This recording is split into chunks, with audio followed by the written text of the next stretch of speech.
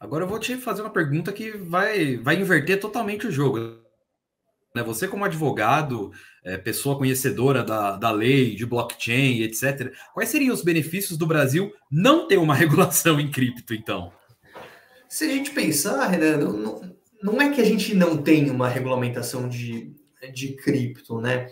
É, muita gente fala terra de ninguém, não é terra de ninguém. Vamos fazendo uma analogia aqui para facilitar, vamos pensar na internet, né? A internet começou com seu uso comercial aqui no Brasil em 1995. Se eu não estou errado de datas, que eu sou um pouco ruim de datas, mas o Marco Civil da Internet, ou seja, a lei que passou a regulamentar a internet, que é algo muito mais amplo do que esse mercado específico que a gente está falando, ela foi editada ali em 2014. Então a gente ficou 19 anos com a internet, ó, tudo que a gente tem na internet rodando durante 19 anos, sem ter uma lei específica. E nem por isso a internet é terra de ninguém. A gente tem tantas leis num país que eu não preciso ter uma lei específica para cada assunto. Se não, já imaginou que loucura? Eu tenho que fazer uma lei específica para uma determinada tecnologia nova que surge. Poxa, é uma loucura, fica uma coisa absolutamente inviável. Então, a gente tem que pensar muito mais em termos de princípios e regras gerais para questões, talvez, de relações, enfim, de negócios, e para que então a gente consiga encaixar ali essas novidades que surjam dentro daqueles princípios e parâmetros, e aí, quem sabe, estabelecer alguma regulamentação específica para uma matéria que exija essa regulamentação. Olhando o setor de ativos digitais, vale lembrar que a gente já tem a Instrução Normativa 1888 da Receita Federal, que ela traz ali a regra quanto não só como a gente tributa as operações com os ativos digitais, mas também como as plataformas, as exchanges, devem comunicar todas essas transações para a Receita Federal e mais.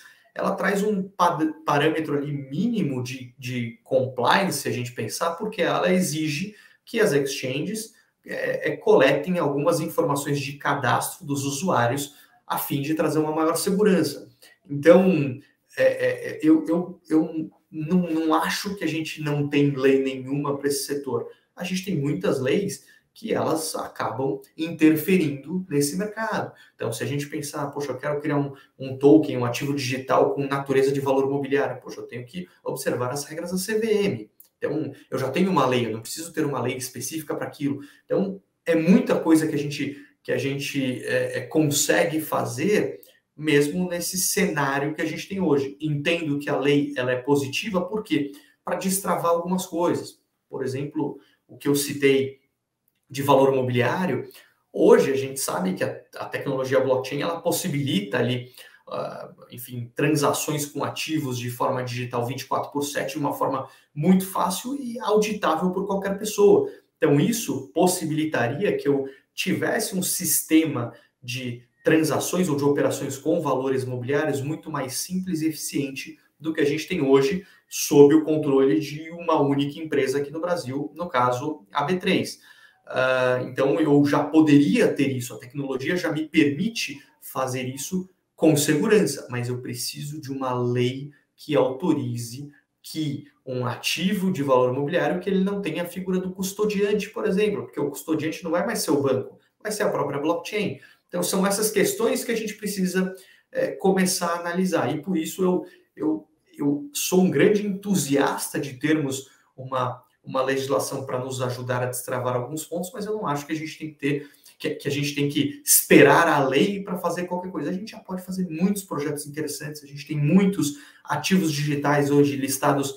Você mencionou o TOTA do mercado Bitcoin. O mercado Bitcoin faz um trabalho muito bacana. A gente tem alguns tokens listados de direitos creditórios, de mecanismos de solidariedade, de cotas de consórcio, direitos creditórios e tantas outras coisas surgindo, mesmo sem ter uma lei. Então, a gente tem aquela máxima na Constituição brasileira que se a gente não tiver, se não tiver disposto em lei aquela vedação específica, ou se não tiver uma determinação judicial me proibindo de fazer aquilo, em teoria, eu posso criar aquilo, eu posso desenvolver aquela atividade, eu não preciso ter a bênção ali do legislador para fazer. Não, legal, legal, Rodrigo. Bacana essa sua visão. Eu acho interessante também, porque, né, além de ser um entusiasta, né, é importante a gente também ter esse respaldo legal, né?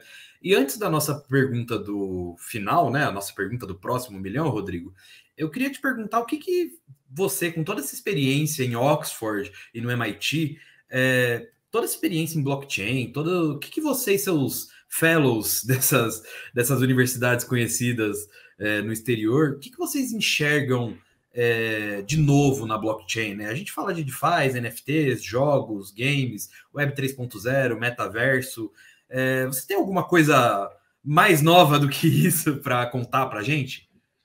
O que eu tenho visto muito, Renan, e as pessoas estão discutindo muito, é o que a gente tem visto, a combinação de tudo isso. Então, enfim, o que a gente está vendo hoje, poxa, eu lembro lá atrás, quando a gente discutia a questão do mercado de criptoativos, a gente até falava criptoativos, eu falava criptomoedas na época, né? Era pouquíssimos ativos. Hoje a gente fala de ativos digitais, né? Porque é um mundo completamente novo.